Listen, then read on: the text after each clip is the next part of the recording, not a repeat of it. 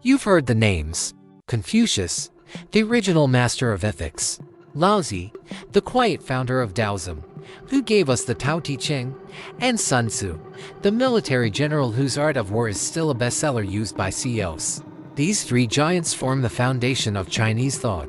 But what if I told you that focusing only on those three is like listening to a symphony and only hearing the first three notes? Chinese philosophy is a profound tradition, over 4,000 years deep, filled with brilliant minds who tackled everything from the nature of reality to the art of flawless decision-making.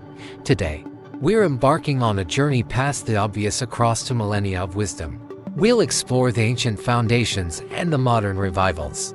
We're looking at 5 great Chinese philosophers you need to know and why their ideas are just as powerful today, whether you're in Beijing or Boston. 1 is Confucius. Let's begin with the man who structured Chinese civilization, Confucius. His real name was Confucius, but we know him by the Latinized honorific title Master Con. He lived from 551 to 479 BC, a time of political chaos known as the Spring and Autumn period. Seeing society collapsing, Confucius dedicated his life to teaching the principles of moral virtue to restore order. He believed that stability started not with laws, but with the individual's conscience. His teachings, captured in the Analects, revolve around restoring proper relationships. The key concepts are Ren, which is profound benevolence and human kindness; Li, which is respect for rituals, customs, and social propriety; and Xiao, which filial piety, the deep respect for elders and ancestors. The goal was to train the Zhuangzi, the superior person, whose moral example would naturally inspire correct conduct in others. His influence across these stages is undeniable. Confucianism became the official state ideology during the Han Dynasty, establishing the meritocratic civil service examination system that governed China for 2,000 years. But its impact didn't stop at the border. It shaped the culture, family values, and political philosophy of Korea, Japan, and Vietnam. Even today, the East Asian emphasis on collective interests, diligence, and harmony in interpersonal relationships can be directly traced back to Confucian thought. 2 is Lao Tzu. We now turn to Lao Tzu, also known as Lao Tzu, the ancient sage traditionally regarded as the founder of Taoism. His real name was Lear, and he is believed to have been born in the 6th century BC in the Chu state of ancient China, now Hunan province. The name Lao Tzu means old master or venerable teacher. He is best known as the author of the Tao Te Ching, a timeless text of 81 poetic chapters that capture his vision of balance, humility, and universal harmony. From this book comes one of the world's most famous quotes: "The journey of 1,000 miles begins with a single step." Lao Tzu's philosophy centers on the idea of living in harmony with the natural flow of the universe, the Tao. He taught that true wisdom lies in Wu Wei, or effortless action, which means aligning one's actions with the rhythms of nature rather than forcing outcomes. His emphasis on simplicity and humility encourages people to live modestly, avoid excess, and show compassion toward others. Central to his teachings is the balance of opposites, the harmony between yin and yang, strength and softness, light and darkness. Through balance, humility, and inner peace, Lao Tzu believed one could find unity with the Tao and achieve lasting fulfillment.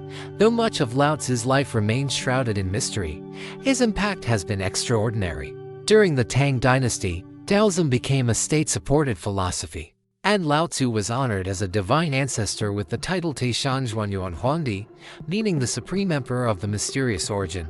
Today, the Tao Te Ching remains one of the most translated books in human history, inspiring thinkers, poets, and scientists worldwide.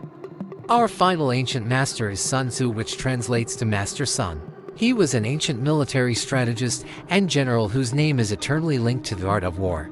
He lived during the Eastern Zhou period, around 540 to 496 BC, and he served as a general during the late Spring and Autumn period and, perhaps uniquely, is traditionally credited with never losing a war during his command. His real name was Sun Wu. While Tzu is an honorific title meaning master, Sun Tzu's philosophy in the art of war extends far beyond the battlefield. It is a timeless study of strategy, adaptability, and human nature. He believed that the greatest victory is one achieved without fighting, where wisdom and foresight triumph over brute strength. Success, according to Sun Tzu, comes from understanding both oneself and one's opponent, recognizing strengths, weaknesses, and opportunities. His teachings highlight the need for flexibility in ever-changing situations, the power of deception in creating advantage, and the importance of careful preparation and disciplined planning. To Sun Tzu, strategy was not about conflict, but about mastering the art of control, timing, and awareness. Over centuries, the art of war has transcended the battlefield. Its lessons now applied in politics, business, sports, and everyday life. The book was first translated into French in the 18th century. This translation was available during the lifetime of Napoleon, making it chronologically possible for him to have read it. While there's no direct evidence that he did, the speculation itself speaks to the magnitude of the art of war's reach into the Western military mind.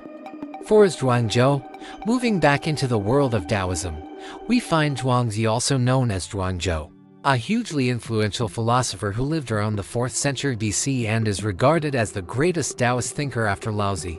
Zhuangzi lived a humble life, reportedly serving briefly as a minor official before rejecting political power in pursuit of personal freedom and simplicity.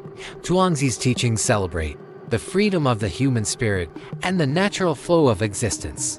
He viewed the Tao as the ever-changing order of the universe, where everything is interconnected and constantly transforming. To him, distinctions such as good and bad, success and failure, life and death are merely relative, shaped by perspective.